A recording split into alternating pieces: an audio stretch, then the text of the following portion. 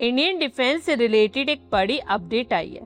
भारत की हवाई सुरक्षा को मजबूत करने के लिए डीआरडीओ लगातार नए नए मिसाइल्स का परीक्षण कर रहा है, और वो भी विदेशों से लो कॉस्ट पर। इसे ग्लोबल लेवल पर भारत की डिफेंस के क्षेत्र में एक स्ट्रॉन्ग इमेज बनती जा रही।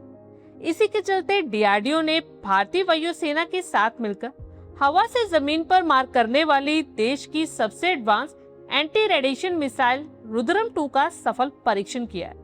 और इस एडवांस मिसाइल का परीक्षण भारतीय वायुसेना के फाइटर जेट सुखोई 30 MKI के जरिए ओडिशा के तट पर किया गया। ये परीक्षण पूरी तरह से सफल रहा और इसने मिसाइल के प्रोपल्शन सिस्टम, कंट्रोल टेक्निक्स और गाइडेंस एल्गोरिदम की एक्यूरेसी को पूरी तरह से साबित कर दिया। रुद्रम 2 का सफल होना न सिर्फ भारत की मारक क्षमता को कई गुना बढ़ाता है, बल्कि युद्ध के मैदान में दुश्मन के रडार और एयर डिफेंस सिस्टम को पूरी तरह से इनएक्टिव करने की दिशा में भारत को महाशक्ति बनाता है। एंटी रेडिएशन मिसाइल इतनी खास क्यों होती है? तो बता दें कि एक आम मिसाइल और एंटी रेडिएशन मिसाइल में सबसे बड़ा डिफरेंस उनके टारगेट को डिटेक्ट करने के तरीके में होता है। एंटी रेडिएशन मिसाइल का मेन काम दुश्मन के radar system, communication network, jammers और रेडियो फ्रिक्वेंसी जनरेट करने वाले ठिकानों को ढूंढकर उन्हें नष्ट करना होता है। युद्ध की शुरुआत में दुश्मन देश अपने हवाई क्षेत्र की सुरक्षा के लिए बड़े सर्विलेंस रडार चालू करता है, ताकि वो हमारे फाइटर एयरक्राफ्ट को ट्रैक कर सके। रुद्रम 2 जैसी मिसाइल्स दुश्मन के इन्हीं रडार से निकलने वाले सिग्नल्स और रेडिएशंस को पकड़ती हैं और उसी तरंग के रास्ते पर आगे बढ़ते हुए रडार को सीधा निशाना बनाती है। अगर दुश्मन का रडार ऑपरेटर मिसाइल के डर से अपने रडार को बंद भी कर देता है, तो भी इस मिसाइल का एडवांस कंप्यूटर सिस्टम उसकी लास्ट लोकेशन को याद रखती और वहां जाकर ब्लास्ट करती है। भारत ने इससे पहले रुद्रम 1 का परीक्षण किया था, जिसकी मारक क्षमता लगभग 100 से 150 किलोमीटर तक थी। लेकिन नया रुद्रम 2 उससे कहीं अधिक घातक, तेज और लंबी दूरी तक मार करने में सक्षम है। रुद्रम 2 की सबसे बड़ी खासियत इसकी बढ़ी हुई रेंज है। ये मिसाइल 300 से 350 किलोमीटर की दूरी से ही दुश्मन के ठिकानों को तबाह कर सकती है। इसका मतलब यह है कि भारतीय फाइटर जेट्स को दुश्मन की सीमा के अंदर या उनके एयर डिफेंस रडार की रेंज में जाने की जरूरत ही नहीं पड़ेगी। वे भारतीय हवाई क्षेत्र में सुरक्षित रहते हुए ही दुश्मन के सिस्टम को नष्ट कर सकते हैं। यह मिसाइल सॉलिड फ्यूल से ऑपरेटेड होती है, जो इसे हवा में ज्यादा स्पीड देती है। अपनी तेज स्पीड के कारण दुश्मन के एयर डिफेंस सिस्टम के लिए इसे इंटरसेप्ट करना और हवा में मार गिराना लगभग इम्पॉसिबल हो जाता है। आधुनिक युद्धों में एक सैन्य रणनीति होती है, जिसे सीड यानी suppression of enemy air defences कहा जाता है। किसी भी देश के फाइटर जेट्स तब तक दुश्मन के इलाके में जाकर बमबारी नहीं कर सकते जब तक वहां के एंटी एयरक्राफ्ट रडार और मिसाइल्स एक्टिव हैं। रुद्रम 2 को मेनली इसी सीड मिशन के लिए तैयार किया गया है।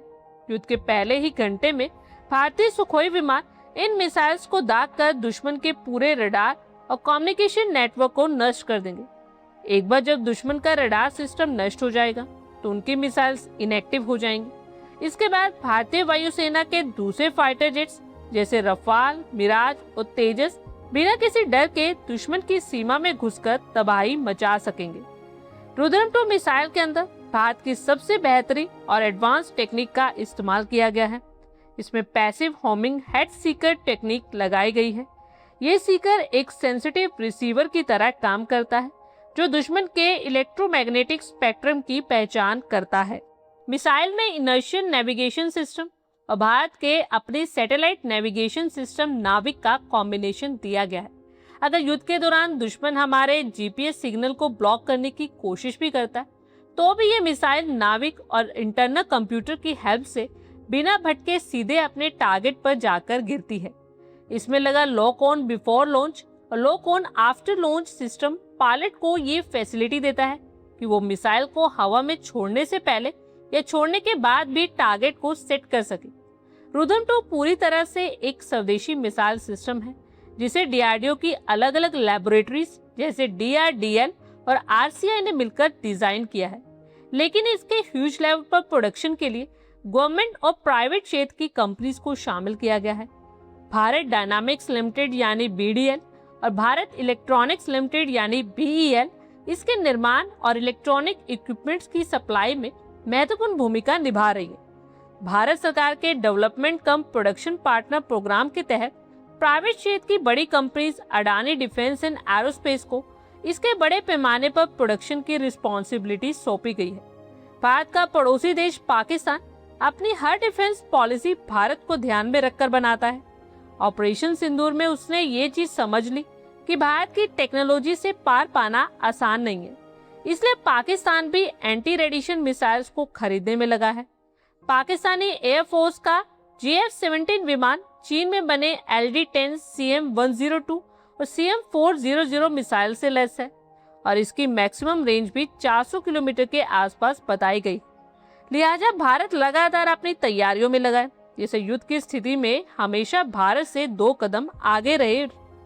और रक्षा मंत्री राजनाथ सिंह ने भी सफल उड़ान परीक्षणों के लिए DRDO, IAF, DPSUS, DCPPS और इंडस्ट्रीज को बधाई दी। उन्होंने कहा कि इन परीक्षणों में स्वदेशी डिफेंस टेक्नोलॉजी की बढ़ती योग्यता को प्रदर्शित किया है, जो एडवांस वेपन सिस्टम में आत्मनिर्भरता की दिशा में महत्वपूर्ण योगदान देती है। आप लोगों की क्या कुछ राय है, कमेंट बॉक्स में शेयर करें। आई होप आपको हमारी ये वीडियो अच्छी लगी होगी और आगे भी इसी तरह के अपडेट्स के लिए हमारे चैनल को जरूर सब्सक्राइब करें। धन्यवाद।